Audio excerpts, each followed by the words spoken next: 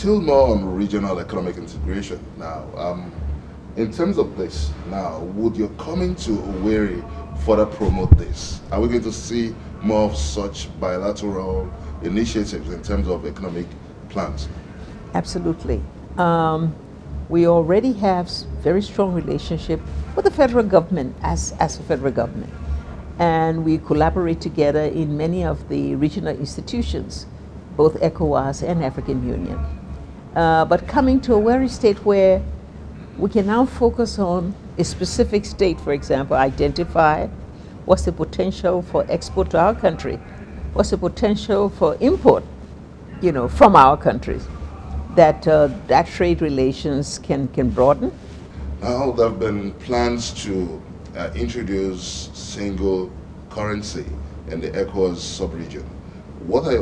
How do you see this initiative? The initiative is difficult, particularly for us Anglophone countries, because the French countries already have a common currency. In our case, our individual currencies, Liberia is far removed from that, because you have to reach certain levels of economic performance to be able to qualify to be able part of the common currency of Africa. It's a great objective, and eventually we have to do it if we're going to integrate and improve regional cooperation, no doubt about it.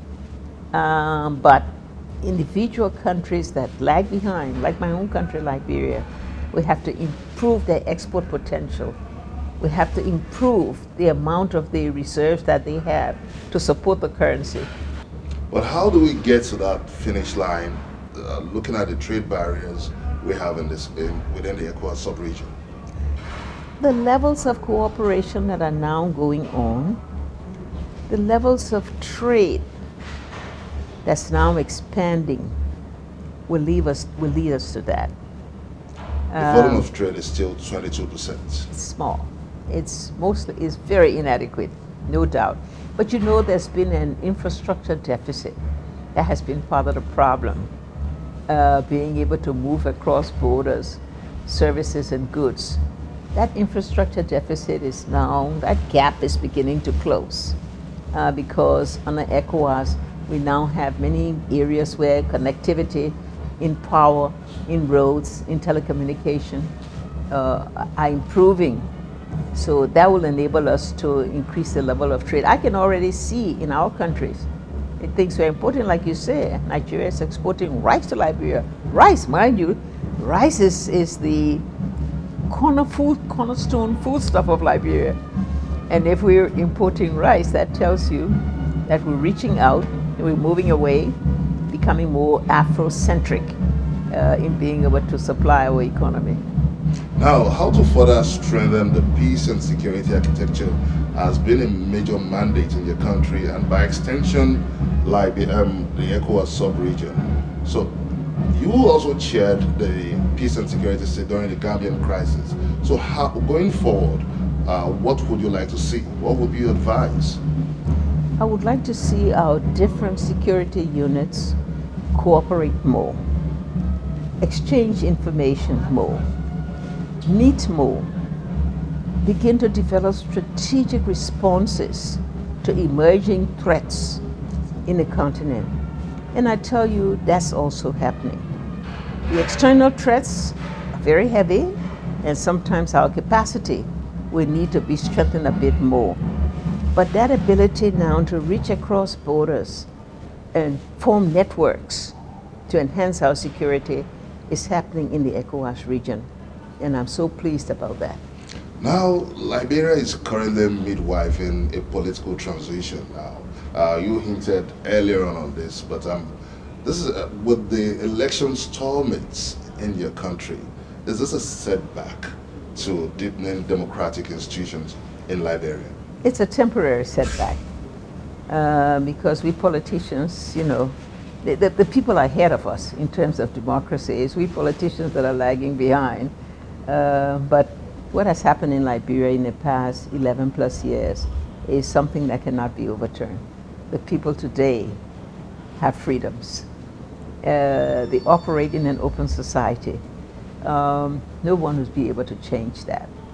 There may, in the in the future there may be more regulations, or all of those may happen, and they should happen.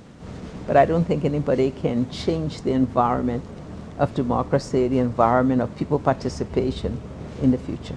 Against the backdrop of electoral irregularities marred by fraud, as the president of Liberia, what are you doing about this? Let me challenge that statement that this election of Liberia was marred by fraud. It was not.